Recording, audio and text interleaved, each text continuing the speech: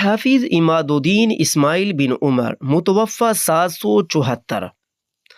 آپ اہل کتاب سے ایک روایت درج کرتے ہیں، فرماتے ہیں اہل کتاب نے بیان کیا ہے جب حضرت ابراہیم علیہ السلام کو بیت المقدس کے شہروں میں رہتے ہوئے 20 سال ہو گئے تو حضرت سارہ نے حضرت ابراہیم علیہ السلام سے کہا، بے شک مجھے میرے رب نے اولاد سے محروم رکھا ہے، آپ میری باندی سے عمل تولید کیجیے، شاید اللہ تعالیٰ اس کے ذریعے مجھے اولاد عطا فرمائے۔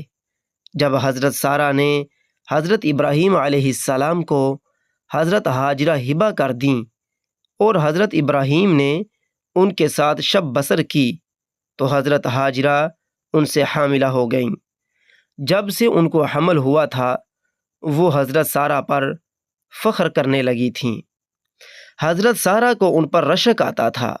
انہوں نے حضرت ابراہیم علیہ السلام سے ان کی شکایت کی۔ حضرت ابراہیم علیہ السلام نے فرمایا، تم اس کے ساتھ جو چاہو سلوک کرو۔ حضرت ہاجرہ حضرت سارہ سے ڈر کر وہاں سے فرار ہو گئیں۔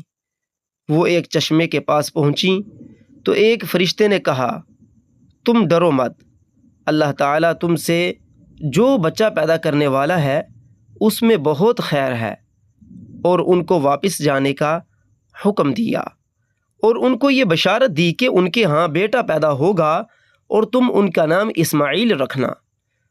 وہ لوگوں سے فتنے دور کرنے والا ہوگا، اس کا ہاتھ تمام لوگوں پر ہوگا اور تمام لوگ اس کی مدد کریں گے، وہ اپنے بھائیوں کے ملکوں کے مالک ہوں گے۔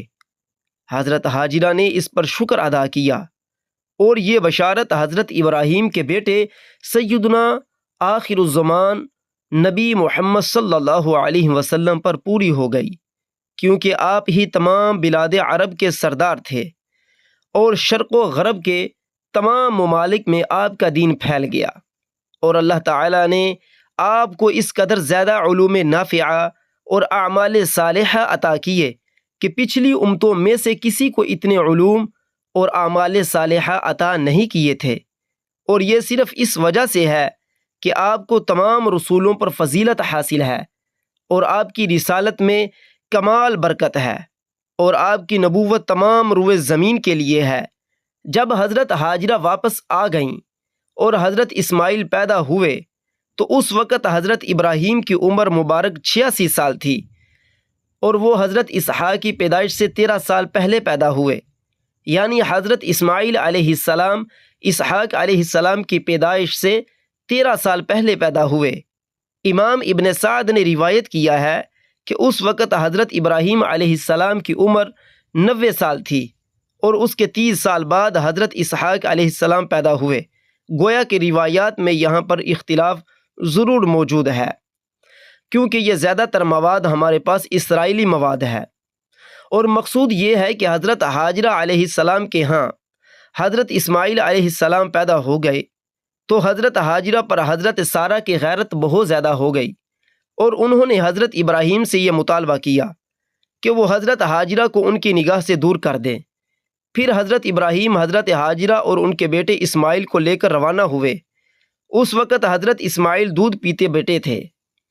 حضرت ابراہیم علیہ السلام نے ان کو لے جا کر اس جگہ چھوڑ دیا جس کو آج کل مکہ کہا جاتا ہے۔ البدایہ والنہایہ جلد 1 صفحہ 228-29۔ حضرت ہاجرہ اور حضرت اسماعیل کو مکہ میں چھوڑ کر جانے کی پوری تفصیل انشاءاللہ تعالی ہم بخاری شریف کی روایت سے بیان کریں گے۔ سامعین محترم، آج کی روایت اسرائیلی روایت ہے جس سے یہ ثابت ہوا ہے کہ حضرت اسماعیل علیہ السلام حضرت ہاجرہ کی اولاد میں سے ہیں اور حضور سید عالم صلی اللہ علیہ وسلم کے جد اعلیٰ ہیں۔